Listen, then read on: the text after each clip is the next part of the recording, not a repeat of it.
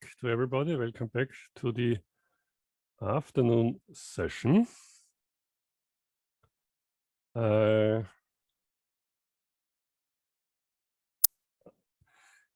hope you have had a snack and could relax a bit and recharge your batteries. We will need your energy now for some input in the breakout groups. So we will have 3 breakout groups aiming at collecting insights, experiences from you, the audience, and colleagues from all over Europe. And to facilitate this work in the breakout groups, we will have short thematic introductions, 10 minutes each. So to the presenters of the following introductory session, please keep the time. And I will also not introduce the speakers due to time saving. So please, dear speakers, do so on your own. The first introduction into the breakout group 1 and to the first topic, flagship species, will be given by Hildegard Meyer from WWF, Central and Eastern Europe. So please, Hildegard, could you share the screen and join us, please? So, hello everybody. Thank you very much for the invitation. My name is Hildegard Meyer. I'm working at WWF Central and Eastern Europe, which was called formerly the Danube Carpathian Region Program.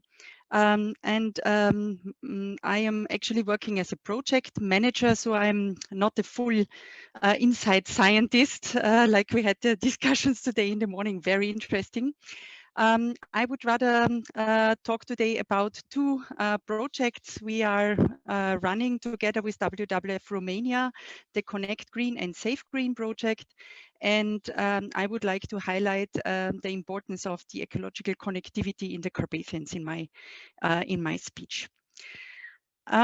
First of all, I would like to introduce you shortly to the content of my presentation. So I will give you really only a glimpse into the Connect Green project. I focused my presentation on the methodologies that we have developed or are developing. The one is the modeling of ecological corridors for the entire Carpathians and the results. The other one is the methodology for identifying ecological corridors in the field based on this model. And then I will have some examples of safeguarding ecological corridors in the Carpathians, and the outlook, what we are tackling at the moment in the other project, in the Safe Green project. As you might know, Connect Green is also under the Danube Transnational project, and it's a sister project actually of the Dare to Connect project, also dealing with ecological corridors and connectivity, as this topic really arises to be very important, as you got to know in the morning. So I'm not repeating this. I would like to give you a short introduction to the Carpathian Mountains. We are outside of the European Green Belt, but quite close to it in some certain areas. And we are working here because we have the Carpathians actually are a biodiversity hotspot, and we count here 1/3 of the wildlife thriving through the more or less unfragmented landscape. So these wild animals, wolf, bear, and lynx are our flagship species. They are iconic species, and we hope while serving their habitats and migration corridors to save also other animals in the area. So what we are talking, so the Connect Green, actually I'm just listing here our outputs, what we are going to produce amongst others. I mean, there are many more, but for this presentation, maybe important is the methodology for identifying the ecological corridors, the guidelines on reducing conflicts of nature conservation and spatial planning practices. We all know that this is a heavy issue. Then we have, we are in 4 different pilot areas across the region. We are developing action plans for mitigating threats to corridors in nature.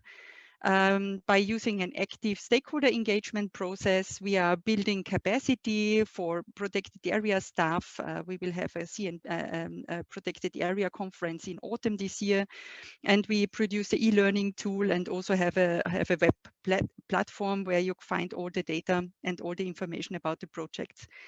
And then, of course, one very important part where I think this is really something that needs to be tackled to bring ecological connectivity more and more into policy and decision makers levels. And at the end, there are more mountainous areas across Europe, and we would like to transfer our lessons learned and share knowledge with other mountainous areas like the Pyrenees or Dinaric Arc. Good. So I'm coming to the methodology for ecological corridors modeling. They are, I mean, the entire region is actually characterized that there is not a lot of data. Scientific work is very basic.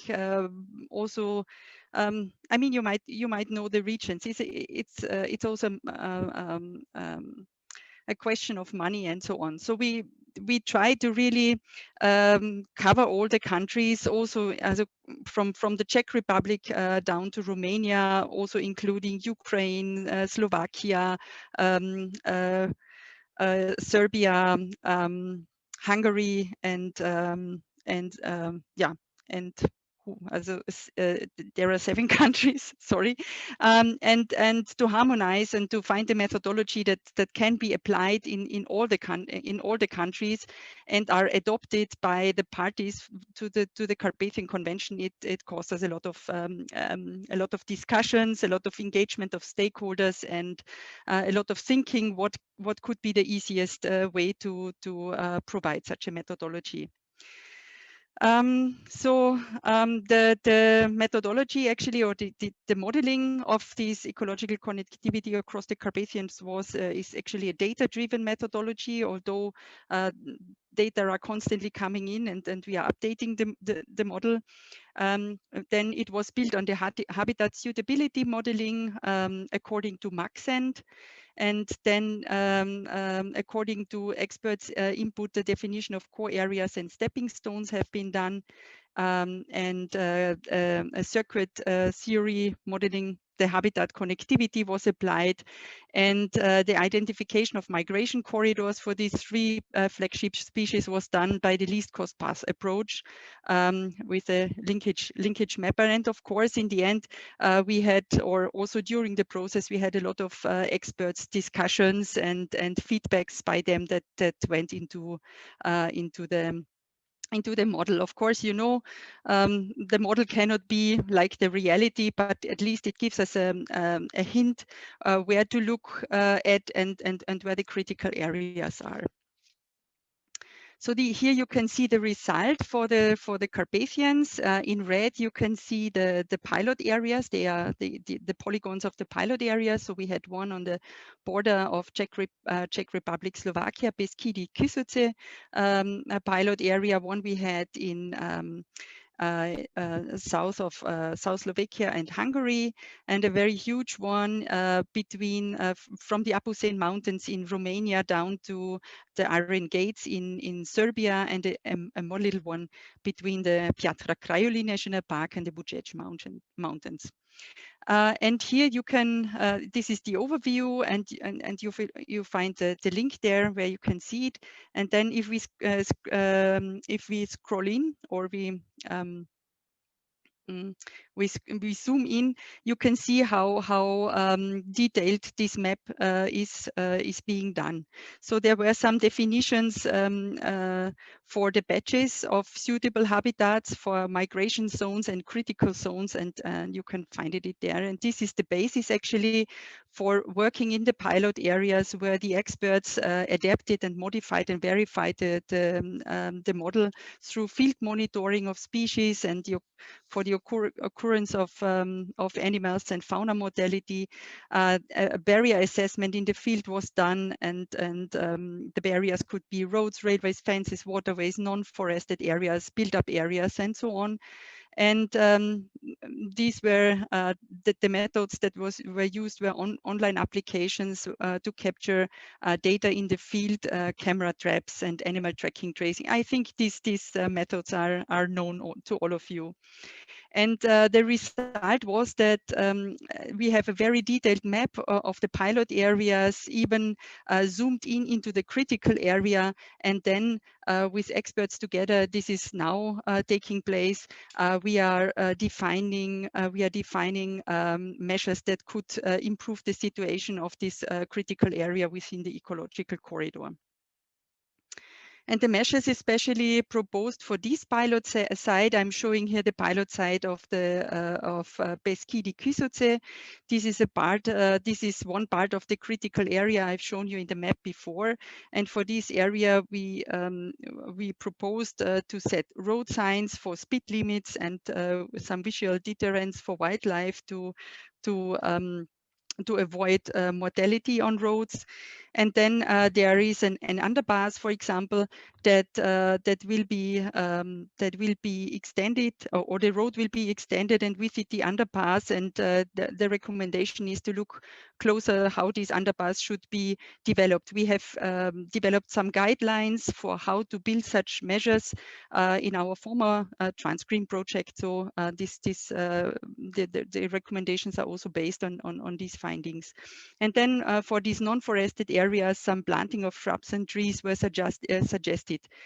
This is just a glimpse of what we are doing. And now I'm coming to some of the successful examples here. I'm referring mainly to Transgreen because the project has been was finalized in 2019, and since then we can see what has been implemented. So we also developed a map, but only to areas that are close to linear transport infrastructure, these plans or these critical areas we defined there became an integral part of the defragmentation program in the Czech Republic. Or a big advantage is now that we have scientific-based knowledge about the situation of flagship species in the Eastern Carpathians in Romania, where there is an ongoing environmental impact assessment. And we really have arguments for finding mitigation measures or finding some avoidance for the route that is being planned at the moment. And then I give you a short outlook. So we have started 1 year ago with the so-called Safe Green project. It's called Safeguarding the Functionality of Transnational Important Ecological Corridors in the Danube Basin. And here we are about to we found out during the implementation of Transgreen and Connect Green that monitoring is a really very important part to learn from what is going on in nature, to conclude which measures work better, which measures do not work so good. So to really have a learning effect, we need to focus also on monitoring, and it's not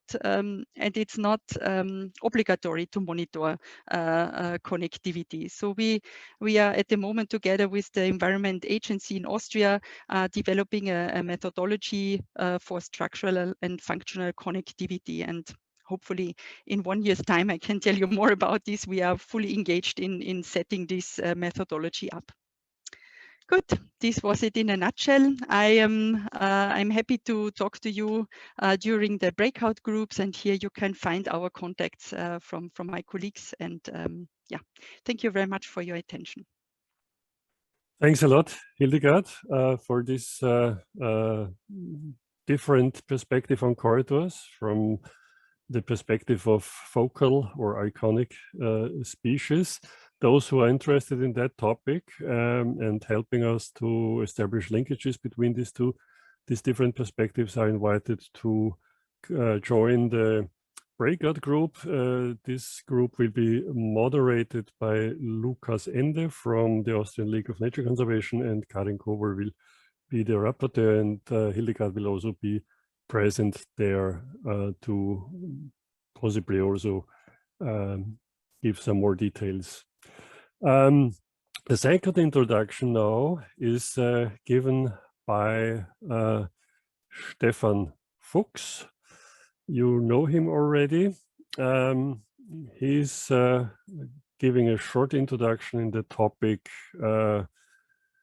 about data and knowledge base in ecological corridor mapping and planning and implementation.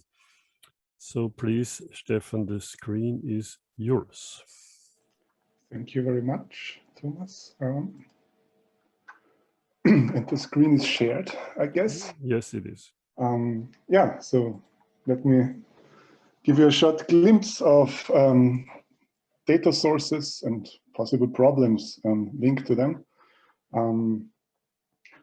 As you can see, the central theme of the project presented so far is to preserve and strengthen the habitat network along and aside the European Green Belt. In this task, the efficiency is key because there are limited resources, as so often in research projects. There are many sites with need of protection, for example, species or habitats of the Flora and Fauna Habitat Directive, and even more sites with the need of action in general, like the intensively used agricultural land. So the question is, of course, where to start, and to find that out, we need a solid database, of course, which is the crucial foundation here, as in any other research topic, of course. In this task, we have a wide range of possibilities of geodata, data acquisition. We can look on the transnational, national, regional, and even local level for data. So we can use the satellite data as already presented today in several programs that were ongoing now, or orthophotos. So you can use land use data like digital cadastres, forestry on the national level, for example. Then, of course, also data on geography and topography of the land and nation, like the waterways, for example. Of course, the biotope mapping, the recent biotope mappings and surveys on species distribution or vegetation can be taken into account. And also an important source, especially if you think about the potential of landscape, is to take a look at the historical data like cadastral maps or herbaria and so on. So I want to give you a short example of the process of gathering data with the example of the Alpine Carpathian river corridor that you already got familiar with by Christopher Litschauer today. The objective, as you know, was the assessment of wetland habitat along the Danube and its tributaries in the surrounding area. In this case, in Austria, and to assess also the potential for restoration and linkage. So there were several data sources used to find out where these potential areas are. On the one hand, we used selective biotope mapping, which was done in the course of a master thesis of Raphaela Glantz. Also, the wetland inventory of Austria by Latzowski and Schwarz were used. So we had a good setup, a data set about the about the recent and about the existing wetland habitats, as you can see here in the example of one of the 4 pilot regions, which is attracted to the eastern side of the Danube at the National Park Donauauen, next to Vienna. Yeah, as you can see here, there is in this very intensively used agricultural land still habitats left, like wetland forests or even small or even small residual forests in the attracted agricultural land, which are a valuable basis for this approach. Furthermore, we used the so-called EBOT map, which is an electronically map of soil types and different soil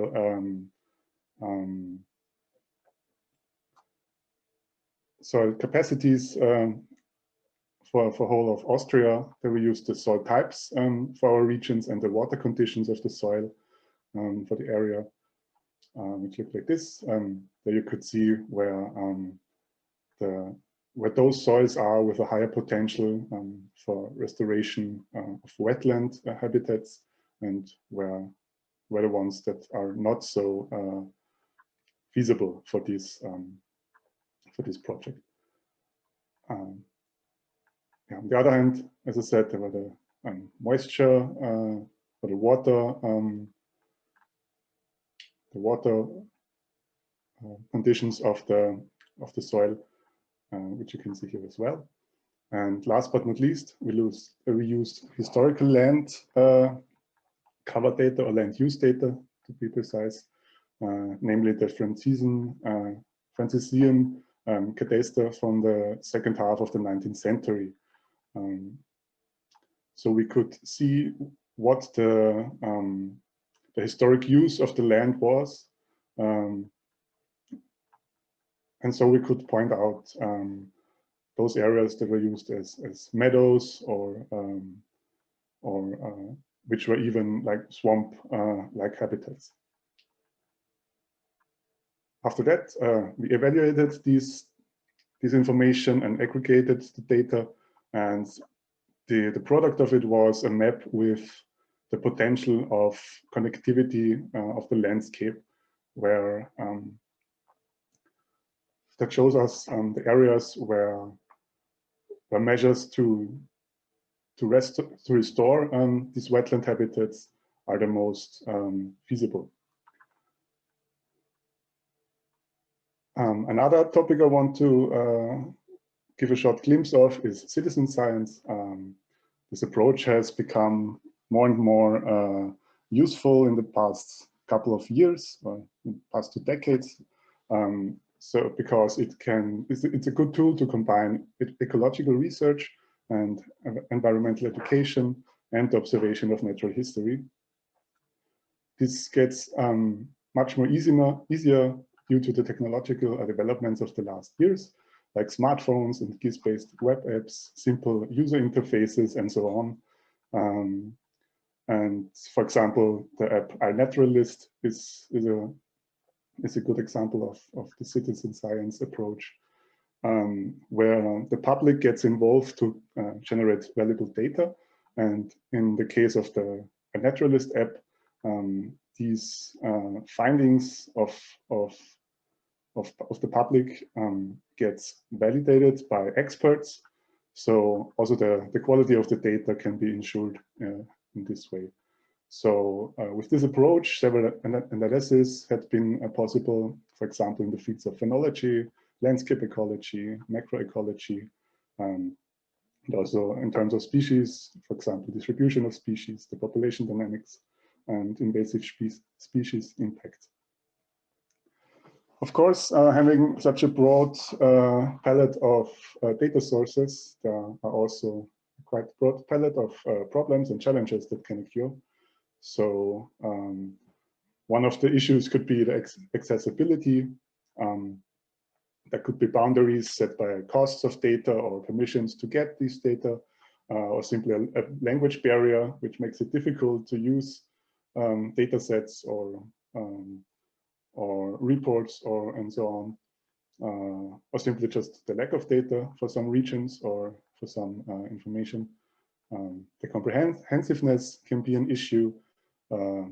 The keyword here is the dimension versus detail. You can have large-scale data like the Korean land cover data that is great for a large comprehensive view of the landscape, but it does not provide enough information for the very local level. On the other hand, you can have very local data, for example, presence-absence data of species, or very punctual vegetation surveys that might not reveal the bigger picture or the whole aspect of the topic. Another one is data quantities, like, for example, the Sentinel data there are huge file sizes that set boundaries to the usability of this data, because on the one hand, this data is free and open, which is very good, of course, and provides valuable information, but also there are very large raster files that need proportionate computing capacities and thus the costs, which is also limiting the survey areas, which was also the reason we limited this approach on 4 of our pilot regions and not the entire greenbelt. Another point could be the data quality, of course. The differences, reasons for that could be differences in the methodology in data acquisition, like country-specific nomenclature of plant communities, or old data, or outdated with outdated taxonomy, like historic records, and so on. All these issues cause the laborious task of checking and synchronizing and merging those data sets, which partly could be avoided with good data management to avoid this missing, unstructured, or inconsistent data sets. Another point is the different countries and different data provision customs. An example of already presented Magic Landscapes project by Chris Mars before. As you already know, there we wanted to assess the GI of Central Europe and provide strategies and action plans to enhance the GI by sustainable land use.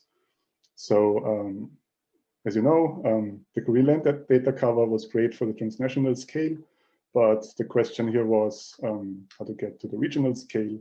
And the answer, which is already no surprise because you heard it, is the compilation of various regional geodata sources, such as the digital cadasters or agricultural plots and so on. So we had for our 9 project case study areas all kind of different data sources which were not matching in between the different sites, but in the end, we managed to get a solid regional database for each of the case study areas that could be worked with. Yeah, and that's it with this little input. Let's talk then in the discussion about your experience and possible solutions for these challenges. Yeah, thanks, Stefan. It's an important issue. And this is also indicated that the discussion has already started in the chat. So all people interested and who have the feeling that can contribute to some solutions are invited for participating in this second breakout group that is moderated by Gebhard Banker from Environmental Agency Austria, and his colleague Helmut Kudranowski will act as a rapporteur. The third introduction is dedicated to the applications. We have seen a lot of, so yeah, let me put it this way, more or less scientific driven or data driven and top-down approaches. So now we may be curious how this works in application cases, and I give the floor or the screen now to Tobias Windmeiser from BUND in Bavaria. He has done some studies on, or at least one study in this respect. So please, Tobias, the screen is yours. Hello together. My name is Tobias Windmeiser. I work at the BUND Department Green Belt as project manager for a project in the Inner Bavarian Forest I'll now present you. I'm a biologist and my focus is on nature conservation and ecology. I will now share the screen and get directly into the issue. In the main session, you have seen how connectivity indicators were derived from satellite data. Now I have the pleasure to show you how these data fit to the project Cross-Linking Green Belt. Excuse me, Tobias, the screen sharing didn't start. Did not start. I will now show you how these data fit to the project cross-linking green. To use the data for regional scale. The project Cross-Linking Green Belt is coordinated and realized by the Department Green Belt of the BUND, together with partners and project managers in each of the 4 linking up areas at the German Green Belt and with the Inner Bavarian Forest, also at the European Green Belt. You can see at the right-hand side the 10 municipalities that belong to this linking up area. The main objectives here are the conservation, the optimization, and the restoration of parts of the cultural landscape.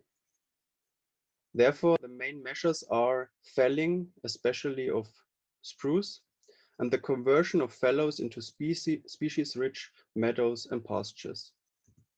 We try to optimize habitat connectivity along the green belt and direct it towards green belt. Here you can see 2 corridors which are directed towards green belt, and our areas of action, here shown in purple, here and here, lie directly in these corridors. There is another example of areas nearby the boundary to Czech Republic. At the beginning of our project, we did not know about the position of the corridors that are calculated from satellite data. But from field knowledge and available data and expertise, we selected these areas of action that now fit very good to the corridors derived from satellite data. So we have a validation of our current habitat connectivity measures. Let's now have a look at the tree boundary region between Czech Republic, Austria, and Germany. Here, corridors for open landscape connectivity lie parallel to the green belt. So habitat connectivity measures for meadows, for example, should be focused in this region. If we look a little bit closer and add data like flora, fauna, habitat areas or biotope mapping, we can define a search space for areas of action at the regional level. So especially in this space, we should optimize meadows or fallows and even woodlands, respective their habitat connectivity qualities.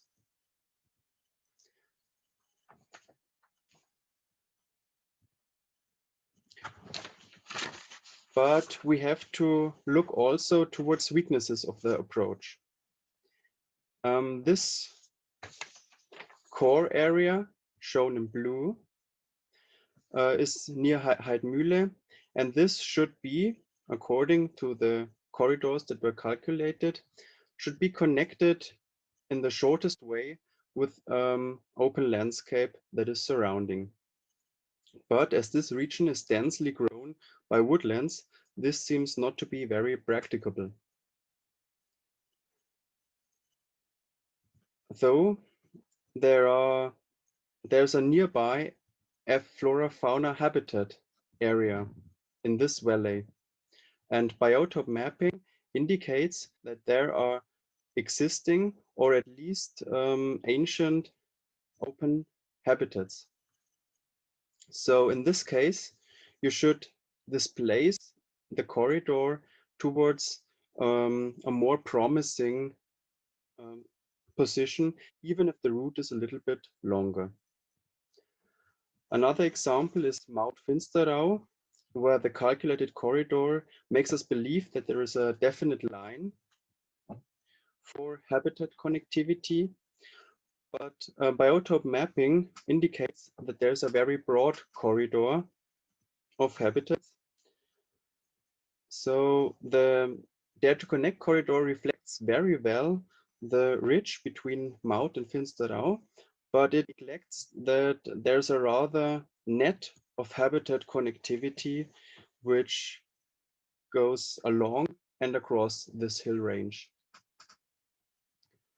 So all in all, we have an important and helpful tool for nature conservation, especially by the combination of points, the core areas, and lines as corridors, and indicator of deficits, but they also give us solution. They preserve a search space for areas of action, respective habitat connectivity. And I'm looking forward to get the grid data as a current and objective indicator for our habitat connectivity measures. Sometimes we can optimize this approach by adaptation of corridors if there's, for example, expert indication. And in some cases, a deduction of polygon shapes for broader corridors could also be helpful, combining satellite data and biotope mapping as indicator of existing and ancient biotopes.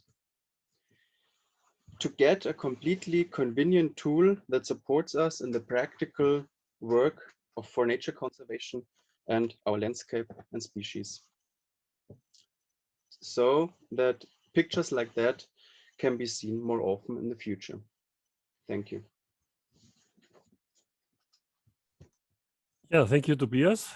I guess it was a very good example now where the problem is, but also that the gap between top-down and bottom-up projects are getting smaller and smaller, and this is what we wanted to achieve with our projects, DaRe to Connect and Magic Landscapes. Thank you all for these introductions. The third group about the application demands and challenges will be moderated by Martin Kuber from BUND and Melanie Kreutz, also from MUND. She will be the rapporteuse. So I close now this introduction session. We will have a short coffee break now until 14 o'clock. So please use this opportunity not only to go to the toilet, but also to make up your mind in which breakout group you want to assemble. Please come back again and join one of the three interesting breakout groups. See you at 2 o'clock.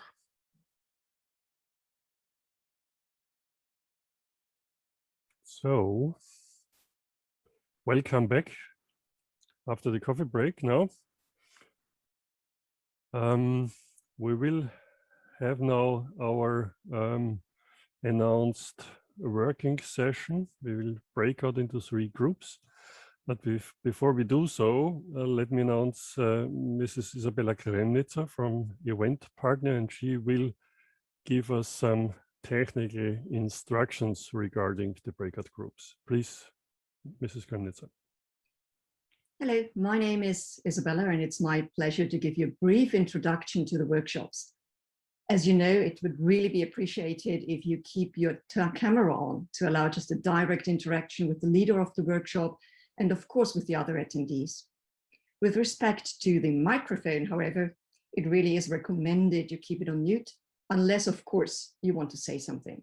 If you're just listening, switch it off, but just to ensure a pleasant atmosphere for everybody. You probably already know that on the upper right corner, you can choose whether you'd prefer the speaker's view or the gallery view. How do you get to the breakout rooms? Well, that's relatively easy. It's actually very easy. In a minute, you will see on the bottom of your screen, you will see the word breakout rooms pop up. Just click the workshop you'd like to attend. To remind you, we have 3 topics, and you will see these 3 topics then under breakout rooms. It's Flagship Species, hosted by Hildegard, Improving the Knowledge Base, hosted by Stefan, and Current Application Projects, hosted by Tobias. A brief note, you may leave the breakout rooms anytime you wish to do so.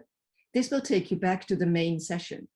I will be waiting here in the main session and assist you if you'd like to join an alternative workshop. If you find out that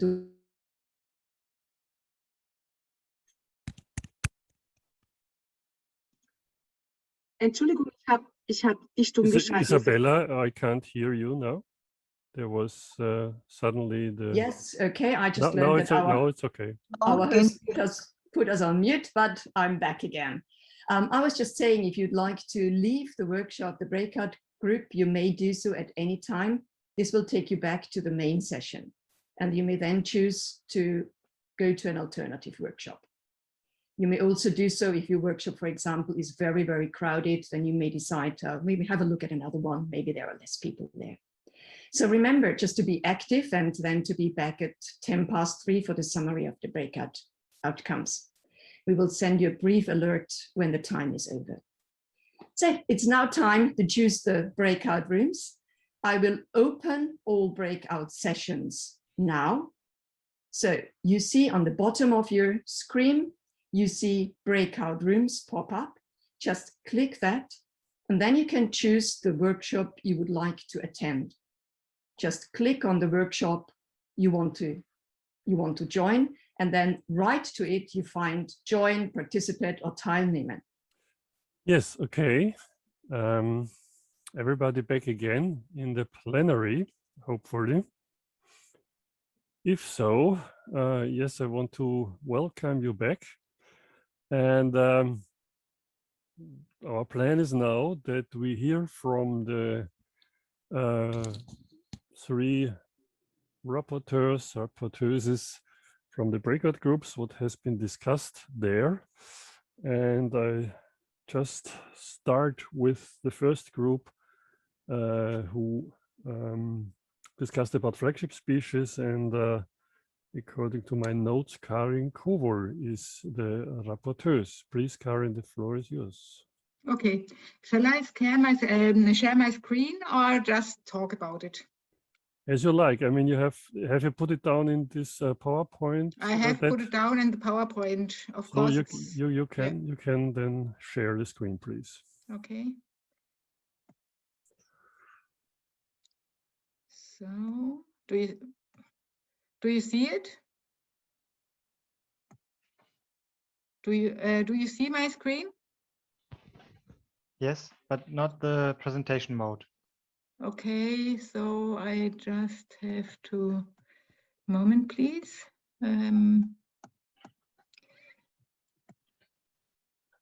Yes. Okay. Yeah. Well, so our topic was flagship species, and we had some different questions that were discussed. The first one was, what are successful examples following the approach Hildegard mentioned in the beginning? And first, Hildegard told us a little bit more about the projects in the Carpathian areas, and said that, well, in the Carpathians, it's really important to safeguard the still existing corridors instead of letting them destroy and later on reinstall them.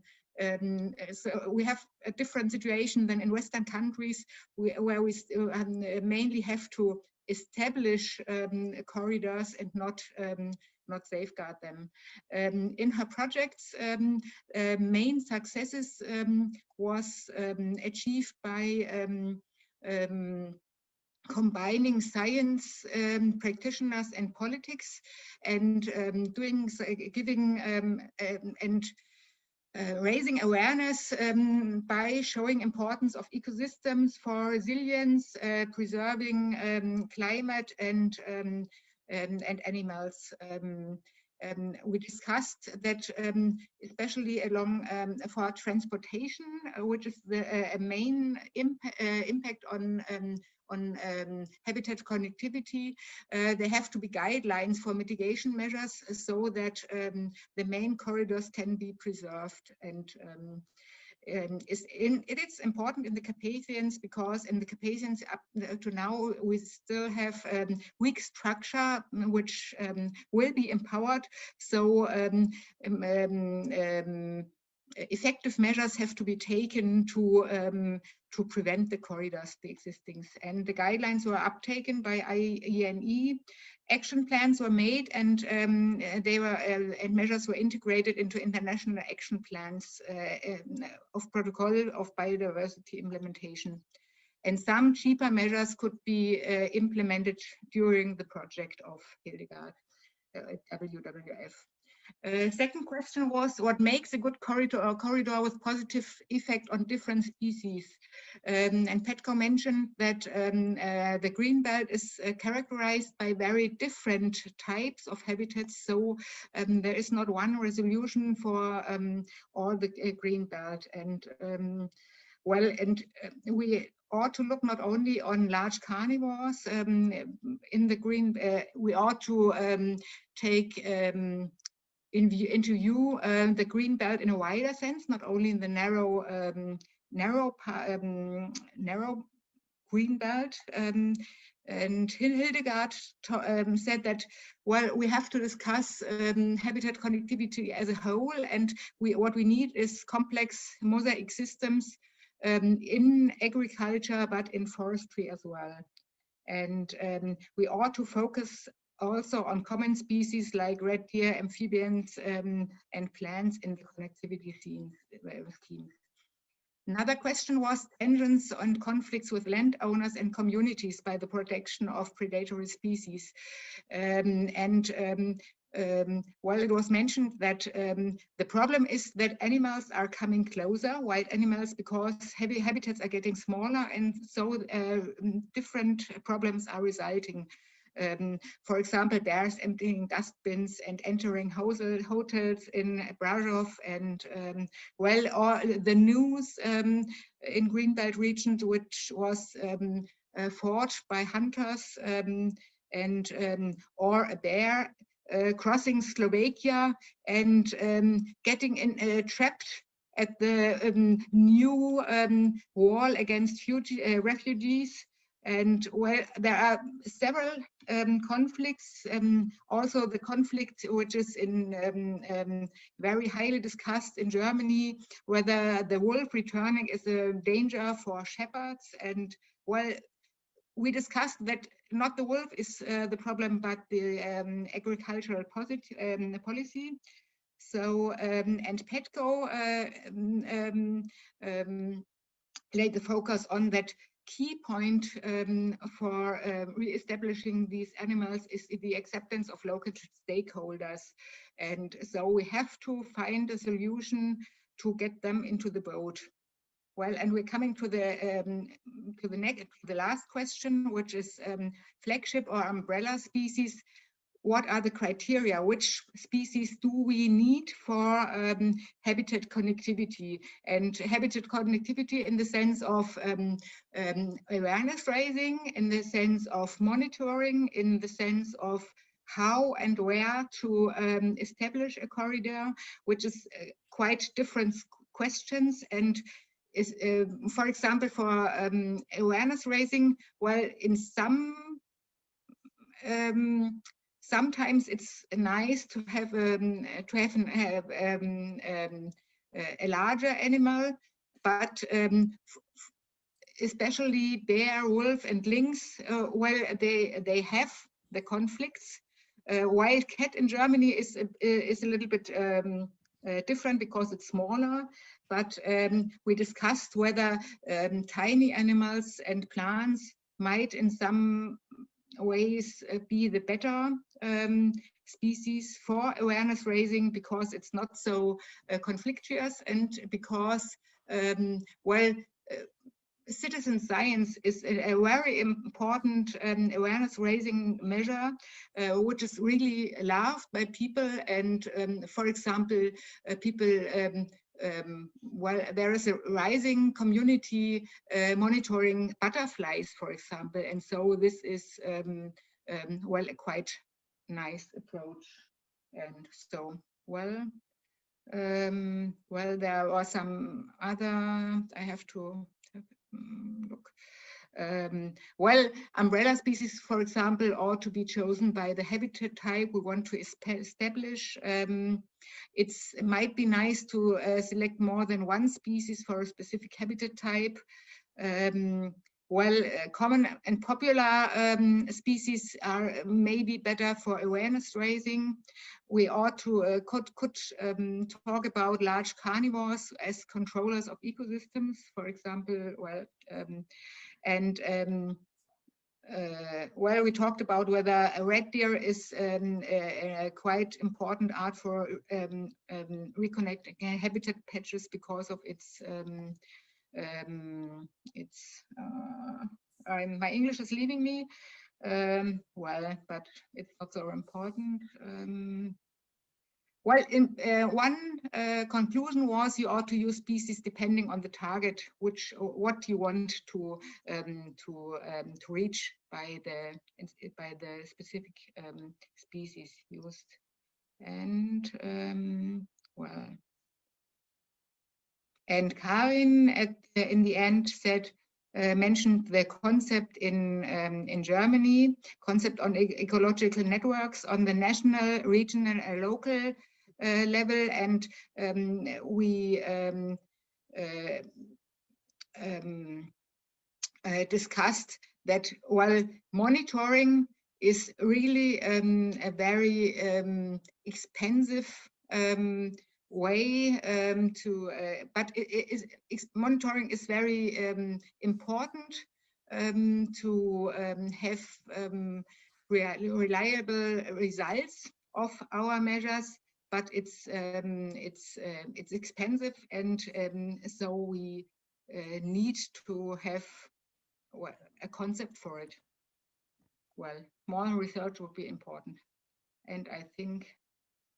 Well, there are some smaller questions, but I can use the presentation, but I think it was mainly what we discussed. I am finished.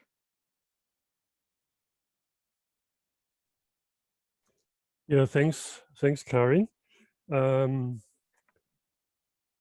there is no additions from group members, I want to proceed to the rapporteur from the second breakout group.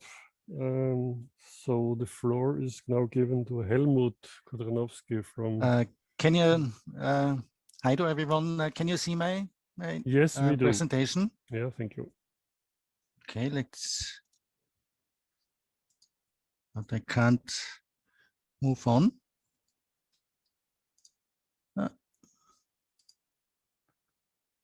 Okay, on the first slide, there's just a quick recap about the topics, issues Stefan mentioned in his input talk about as a database is needed, citizen science, maybe some kind of bottom-up data backup, data access, data quantity, data quality. And around these topics, we had a discussion in the last hour.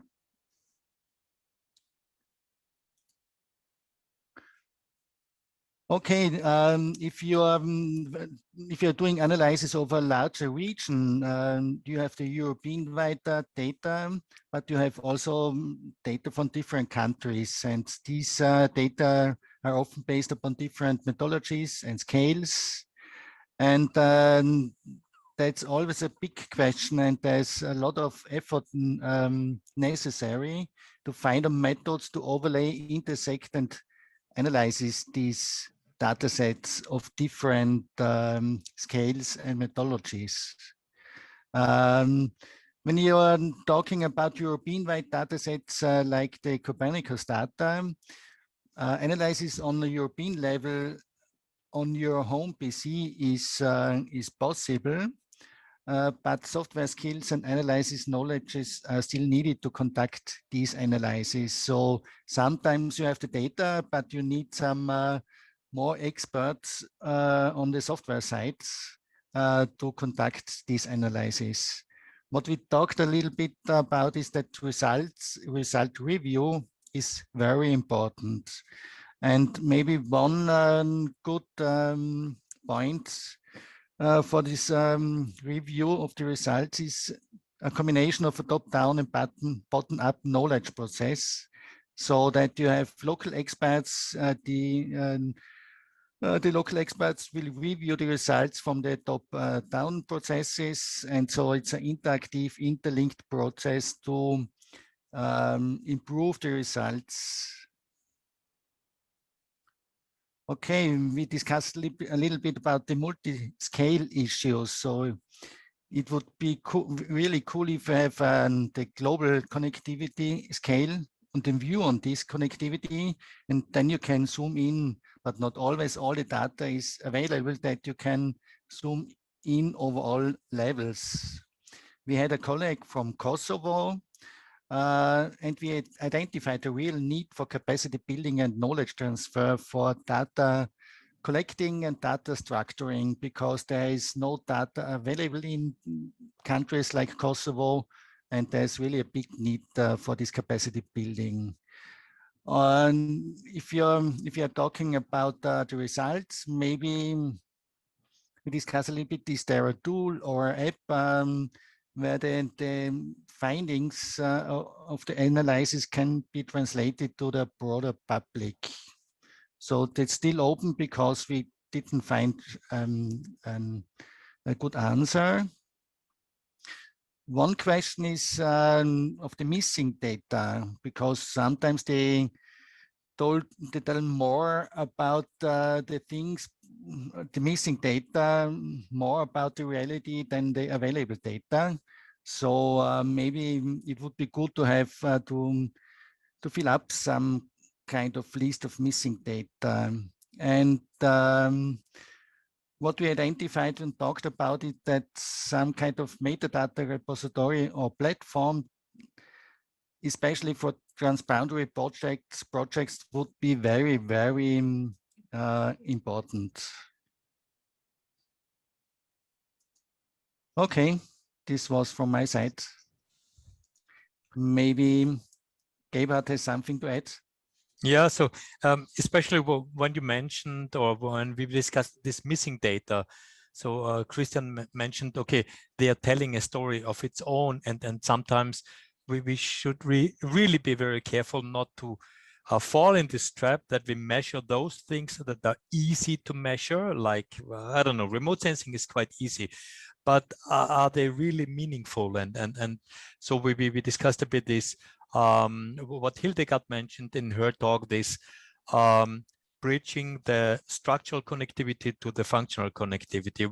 Whatever we model it, it's structural connectivity, and we don't know yet if this really works out in nature.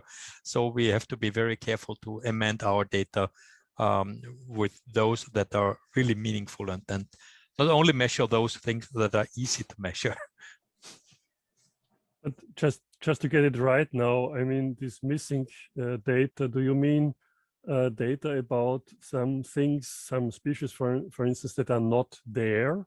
So, you know, presence, absence, the importance of not being there is a very important rule in ecology. Or do you simply mean that there are no data available and no data existing? So I didn't get it right. Christoph, maybe you can step in because you had your main vision on this.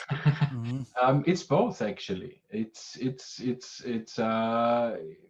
really depending on what you're looking at. If you're looking apart from species, on data on rivers, for example, it tells an own story when there is really data missing. You have I don't know the ecological status, but you're missing the morphology. It just tells half the story, more or less, you know. And I think this is a picture that sometimes we tend to forget. It's just a white patch on the map, more or less, or on the analysis, which could be used to focus further research efforts to fill those gaps.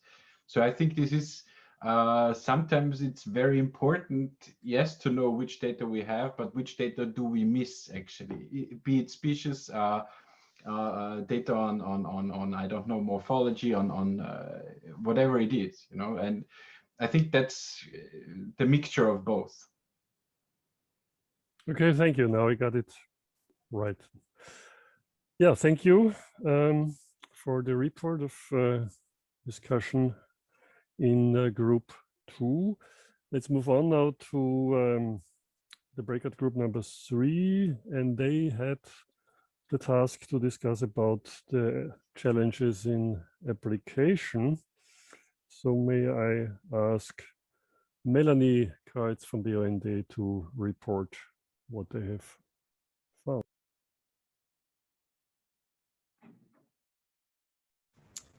Okay, yes.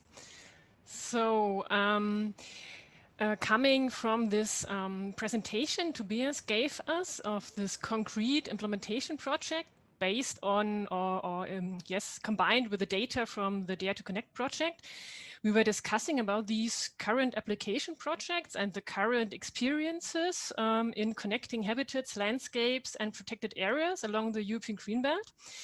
And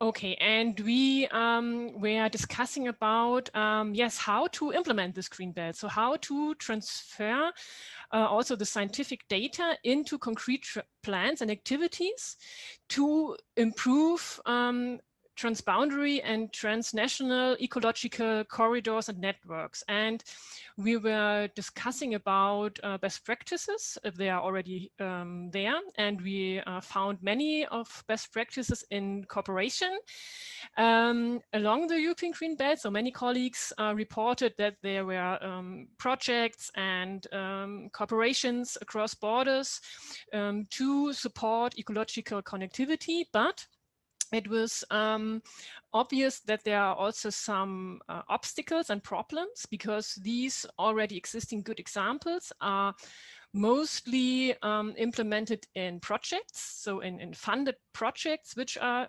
transboundary or transnational, or they are implemented by NGOs.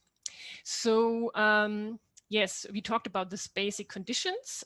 These are, as I said, the cooperation and partners to do this habitat management cross-border.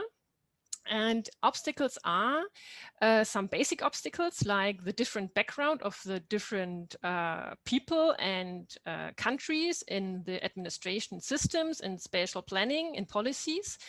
Also, of course, the different languages when you look on the local level. And what is really important is yes, an equality in partnership, so that there are really equal partnerships in transboundary cooperation. So these are the basic conditions. But of course, we also talked at the current situation that it's at the moment really difficult to work transboundary because of the COVID-19 situation. And also it was mentioned that we need more information on ongoing projects like DaRe to Connect or Magic Landscapes to inform the actors, the stakeholders in the European Green Belt Initiative more. And the discussion about the obstacles, I said it already, was also quite vital. So the main obstacle is that nature conservation administration normally is stopping at the border. So all plans, all legally binding frameworks stop at the border. And this is the main problem for transboundary implementation work and working on corridors and ecological corridors. So the DaRe to Connect results give us a very good opportunity to connect also these administration bodies and levels, because we can clearly point out where are the transboundary ecological corridors, for example, for grasslands in the Pilot Region 1. And this is a really good basis to get together also the administrations who are really responsible for the implementation of measures on site, like the lower or the higher nature conservancies. And what is also really needed, and what is also, yes, going in the direction like Helmut and also Gebhardt said in their presenting the results. It's the need for a good database and a unified database that the people can work transboundary on with a common database. And yes, and I already talked about it. A good example is, of course, the DaRe to Connect project with results for some of the pilot regions. And we discussed about one example at the pilot region 1, because tomorrow we have a transboundary workshop for the region dealing with grazing to support the species-rich grasslands in Shumava and Bavarian forest. So the data from the project gives us the opportunity to work concretely on this topic and to get together also the people from the administrations which are really needed for that. Yes, we also pointed out what are other good examples in transboundary work, and also for the implementation of projects is of course the cross-border reserves, because we have many national parks along the European Green Belt which are working really transboundary together, and they really work on ecological corridors and the implementation of measures. So this is working really good in the nature reserves. But what is really needed is this legal framework, let me say. So the aims of the European Green Belt must be inserted in legislation. And in a transboundary form that we have on both sides of the borders, the same legally binding framework where the administrations can work on this ecological corridors. And what is also needed, and this is also interesting because, yes, Helmut and Gebhard said it also in their workshop results, is this technical assistance, because we need this technical assistance for the people in the regions and the locals that they can use a unique database, which is now exemplarily, yes, there within the pilot region of the DaRe to Connect project. Yes, so we need more political decisions to give administrations this room for transboundary action. And yes, we have a lack of spatial planning transboundary along the along the regions of the Green Belt. So to summarize that, the European Green Belt and its aims must be inserted in spatial planning on all levels. And some suggested that it would be very good to have that on the EU level, because then the pressure on the nations and on the regions or the EU countries is higher if there are coming some strict rules from the EU. But of course, this must be implemented up to the local level to create these transboundary concepts legally binding for the implementation of transboundary corridors. And I think this is also a good thought looking at the current discussions on EU level, because some of you know that there are these EU restoration targets which will be published or identified until the end of this year. And so we can really jump in with this European Green Belt initiative and with our thoughts and with our results also from the DaRe to Connect project in this ongoing discussion.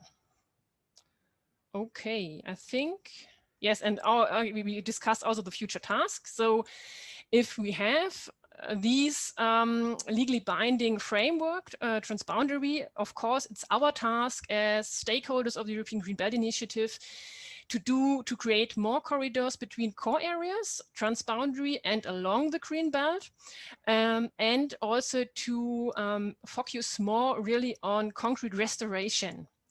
To support ecological connectivity. Yes, so I think this is the end. Thank you. Thank you, Melanie, for this well-structured and comprehensive overview what you have achieved in your discussions. I liked very much the outlook on this local level with the species-rich meadow project tomorrow. So good luck with that. But I also liked the outlook on this strategic level in Europe. So this is exactly where I would see our role here with this project. thank you to all of you for helping us in achieving these results now. All presentations and outcomes will be made available, and as far as I am informed, you will receive a link where you can then download the files. So the whole sessions have been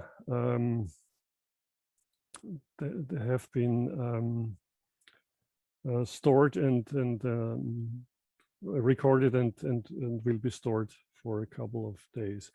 There is one remark from, as we still have a sort of final discussion, there was one remark from Christopher Mars about the cap changes. I will not open this box now because we would sit then for another 2 hours, but okay, that's clear that we will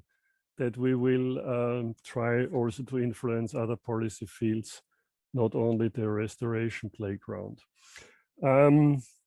Yeah, again, thank you to all moderators, to our rapporteurs, to our presenters for these vivid and very informative presentations, especially to the organization team. I really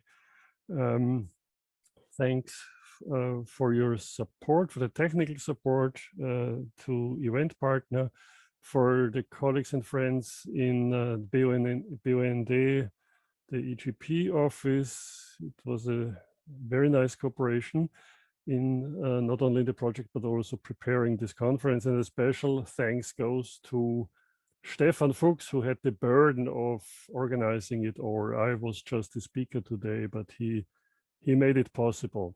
So thank you very much, Stefan, and yeah.